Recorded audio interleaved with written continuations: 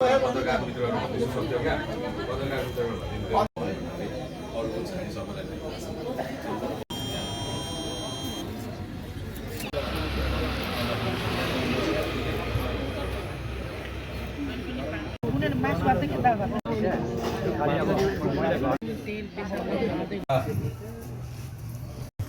वडा नम्बर 11 का त्यस्तै आजका सौजन्य गरिदिनु भएको छ सुरेन्द्र कुमार श्रेष्ठ र उहाँको धर्मपत्नी सविता कुमारी श्रेष्ठज्यूबाट जुन आजको जाडोको लुगाहरू हामीले वितरण गर्न गइरहेको हाम्रो समाज पुनः उहाँलाई धन्यवाद दिनु। धन्यवाद।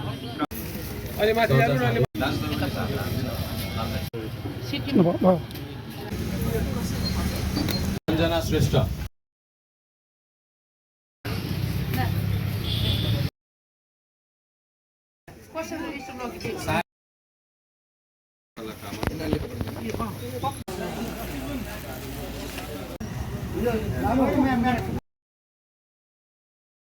भनिदिनुको लागि म अनुरोध गर्दछु। सामान वितरणका दाता हाम्रा सुरेन्द्र श्रेष्ठज्यू र उहाँका श्रीमती धर्मपत्नी र वडा सदस्य ज्ञात्रीजी र उपस्थित मेरा आदरणीय दाजुभाइ तथा दिदीबहिनीहरू मेरा काका बाबाहरू, म आजको यो कार्यक्रमका लागि म मौसममा यो वृद्धहरूको लागि नै विशेष कार्यक्रम राखेर यसै गरी नै लाग्नु भएको छ र उहाँलाई म मुरी धन्यवाद पनि दिन चाहन्छु।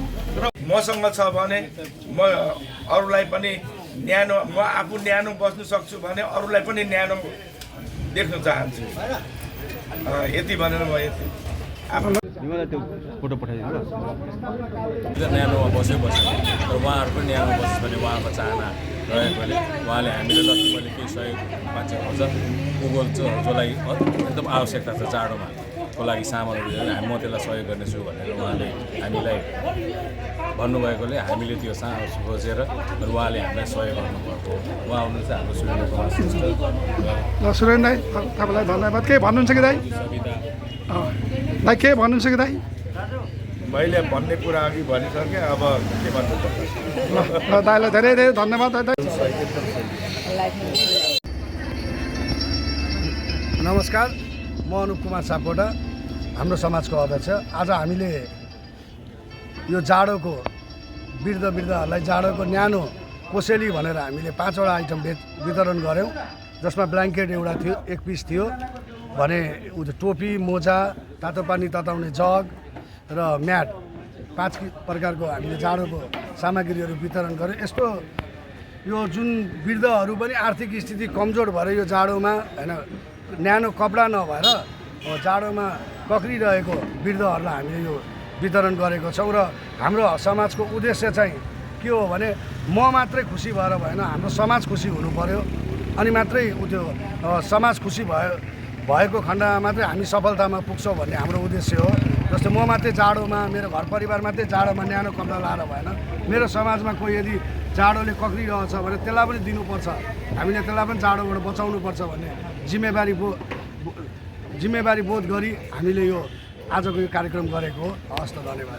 हाम्रो समाज भन्ने संस्थाले चाहिँ अनि हाम्रोलाई के अरे सुरेन्द्र दाइले चाहिँ जुन एउटा आत्मीयता देखाउनु भएको छ समाजको लागि, त्यो चाहिँ एकदमै सराहनीय छ होइन। आगामी दिनमा यस्तै कार्यक्रम सबैले मिलेर गर्ने हो भने सबैको लागि राम्रो हुन्छ, केवल हामी मात्र नभएर होइन, जसलाई चाहिँ अभाव छ, जसले परिपूर्ति गर्न सकिरहनु भएको छैन, यी साना कुरा पनि त्यो चाहिँ यसरी मानवताको उदारता देखाउँदाखेरि चाहिँ सबैलाई राम्रो हुन्छ भने चाहिँ त्यो गरेकोमा चाहिँ हाम्रो समाजमा एकदम धन्यवाद दिन चाहन्छु। तपाईँको नाम भन्नु त? अन्जु अधिकारी। धन्यवाद।